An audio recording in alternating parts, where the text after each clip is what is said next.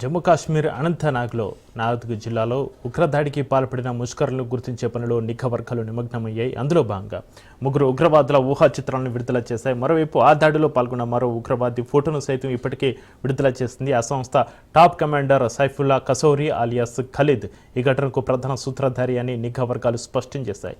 అలాగే రావల్కోట్లోని 2 వ్యక్తులతో ఈ ఘటనకు ప్రమేయం ఉందని వెల్లడించాయి. ఆ దిశగా నిఘా వర్గాలు తమ దర్యాప్తును ముమ్మరం చేశాయి.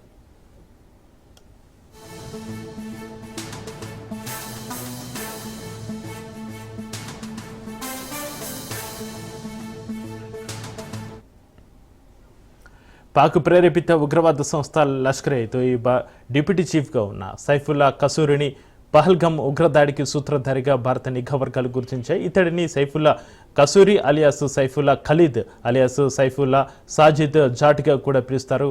ఇతడు పాకిస్తాన్లోని పంజాబ్ ప్రావిన్స్లో ఉన్న కసూర్ జిల్లాకు చెందినవాడు. ఇతడికి సుమారు 45 ఏళ్ల వయసు ఉంటుందని అంచనా. కాశ్మీరీ మహిళను వివాహం చేసుకున్నాడని నిఘా వర్గాలు చెబుతున్నాయి. ఉగ్రవాదం, జిహాదీపై విస్తృతంగా ప్రసంగాలు చేసే సైఫుల్లాకు లగ్జరీ లైఫ్ అంటే ఎంతో ఇష్టం.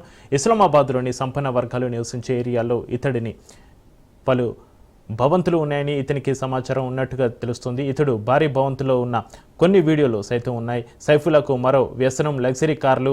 ఇతడు ఇస్లామాబాద్లోని మసీదులకు 10ల సంఖ్యలో కార్ల కాన్వేల్లో వెళ్తూ ఉంటాడు. అందులో కోట్ల ఖరీదైన అమెరికా, యూరోప్ దిగుమతి కార్లు ఉంటాయని కూడా తెలుస్తోంది.